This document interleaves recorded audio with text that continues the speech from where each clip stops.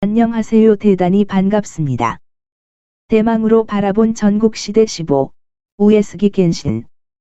우에스기 겐신의 내 차원 정신세계를 이해하기 위해서는 그의 가문과 그의 출생, 유년 시절의 기억을 더듬어 봐야 한다. 하나. 우에스기 겐신의 불심. 다케다 신겐의 성장기는 불우했다. 아버지는 동생을 더 사랑했다. 결국 신겐은 아버지를 쫓아내고 권력을 차지했다. 우에스기 겐신, 상삼겸신, 은 신겐과는 좀 달랐다. 이런 표현이 맞을지 모르겠지만 아버지의 실수로 태어난 천재라고 해야 할까? 겐신의 아버지 나가오 다메카게는 당시 성년을 훌쩍 넘은 장남이 있었다. 바로 하루카게다. 늦둥이다. 어쩌다 흥이 돋아 생각지도 않은 늦둥이가 나온 거다. 물론 그렇다고 해서 나쁘다는 건 아니다. 전국시대 권력을 가운데 놓고 부자지간, 형제지간의 고륙상쟁의 쟁투를 벌이는 일은 흔했다.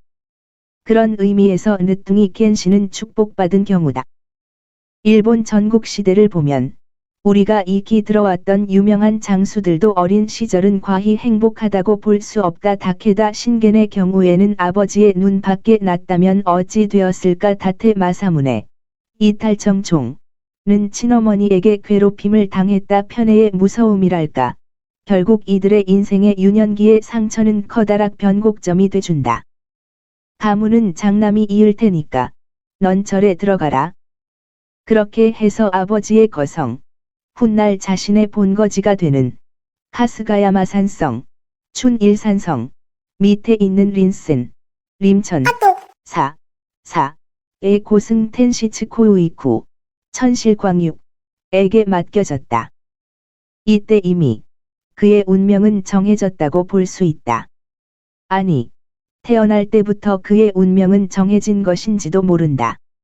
관음대사에 대한 신앙심으로 똘똘 뭉쳐있던 어머니부터 시작해 당시 명승으로 이름을 날린 스승까지 그의 불심은 이제 그 누구도 건드릴 수 없게 된다. 카스가야마 산성, 춘일산성. 카스가야마 성의 주인이 되고 난 후 겐신은 카스가야마 성 안의 비사문, 스와, 주방, 고마, 호마 등 세 채의 당을 짓는다. 스스로를 비사문천의 환생이라 믿은, 실제로 그렇게 믿는 것 같았다. 그는 일반인의 입장으로서는 이해하기 힘든 행동을 하게 된다. 그는 전장에서 총알이 스쳐 지나가는데도 아랑곳하지 않고 싸웠다. 이유는 간단한데, 난 비사문천의 환생이다. 나는 죽지 않는다. 이 정도면 거의 세뇌 수준이라고 해야 할까? 전장에 나갈 때에도 대일열에, 나 관음보살의 목상을 들고 다닐 정도로 불심이 깊었던 겐신. 여기서 개인적인 신앙에 대해 토를 달고 싶지는 않다. 문제는 종교가 만들어낸 그의 이상행동이다. 그가 비사문천의 환생이라 믿고 전장에서 용맹과감한 행동을 하는 것까지는 이해의 범주 아니다. 죽지 않는다고 믿는 건 개인의 선택이니까. 그러나 그의 종교가 그에게 강박적인 행동을 만들어냈다는 거다. 나는 비사문천의 환생이다. 내가 내린 결정은 비사문천의 결정이고 그 결정은 언제나 옳다. 나는 언제나 정의의 편에 서서 정의를 지키기 위해 싸운다. 이런 강박을 보였다.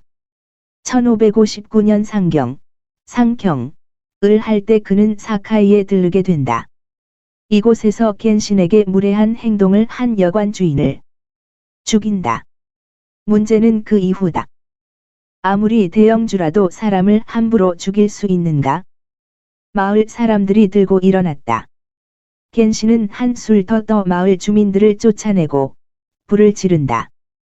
그의 참모였던 나오의 카네츠구 직강 겸속가 농민들을 몰살한 일화가 떠오르는 대목이다. 앞뒤 다 자르고 몰살이란 단어만 부각되는 것 같아서 전후 사정을 말한다면 카네츠구의 부하 한 명이 농민과 시비가 붙었는데 그만 이 농민을 죽이게 된다. 농민의 가족들이 카네츠구에게 탄원을 하는데 카네츠구는 이들에게 정중히 사과하며 죄인을 처단하고 배상하겠다고 말한다. 실제로 배상금도 넉넉히 챙겨주고 범인도 처단했다. 문제는 이 가족들이 거기서 멈추지 않았다는 거다. 가족을 잃은 슬픔은 이해하겠지만 죽은 가족을 살려내라고 하니 어쩔 수가 없었다. 이에 카네츠군은 진지하게 염라대왕에게 소송을 걸어 살려주겠다고 말한다. 여기서 꼬리표가 하나 붙는데 염라대왕에게 소송을 걸려면 소장을 전달할 사람이 필요한데 갈 사람이 없다며 이들을 모두 죽여버린 거다.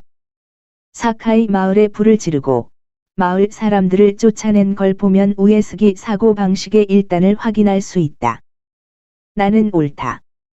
옳기 때문에 다른 이들은 무조건 따라야 한다. 인간이기에 실수를 할 수 있지만 그럴 때도 겐신은 자신의 행동을 정당화했다. 자기는 옳기 때문이다. 이런 생각은 그의 행적 곳곳에서 확인할 수 있다. 다케다 신겐의 불의를 나열한 글을 신사에 복납한 걸 보라. 겐신은 자신이 임을 병적으로 확인하려 했고 자신의 정의를 강박적으로 실천하려 했다.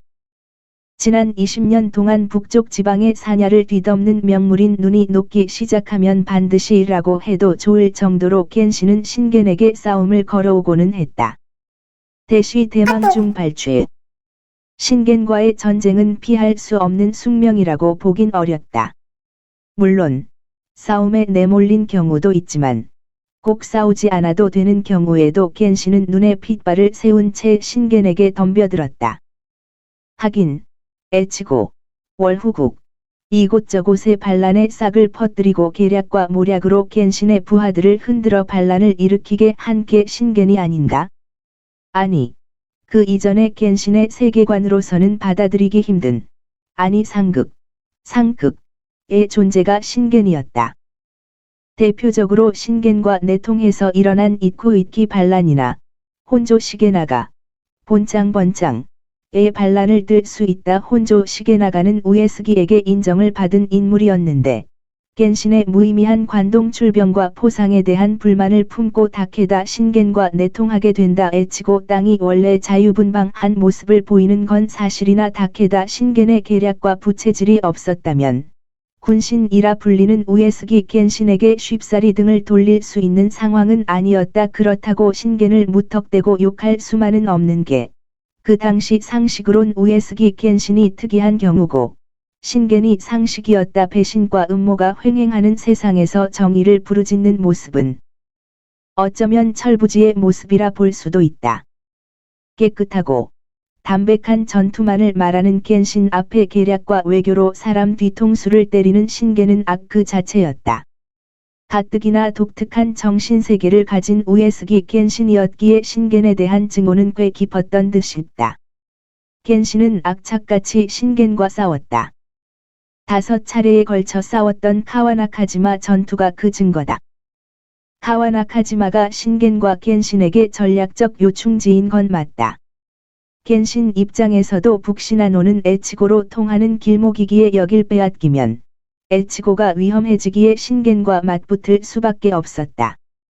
그러나 꼭 전쟁을 치러야 했을까? 10년 이상 이 좁은 카와나카지마를 놓고 둘은 모든 걸 다 걸고 싸웠다. 내 차 카와나카지마에서는 둘이 칼을 뽑아 들고 싸울 정도였다. 문제는 이 전투를 통해서 둘이 뭘 얻었느냐이다. 기껏 키워놓은 정예 군사를 다 잃고 내 차 전투 때는 둘 다 동원한 병력의 8할 가까이를 잃었다. 딱히 전략적인 이득을 얻은 것도 없다. 결정적으로 이들은 귀중한 시간을 잃었다. 10년 넘게 서로 싸우다 보니 다른 곳으로 시선을 돌릴 여유가 없었다. 이 사이 오다 노부나가는 힘을 키우고 일어설 수 있는 토대를 다질 수 있게 됐다.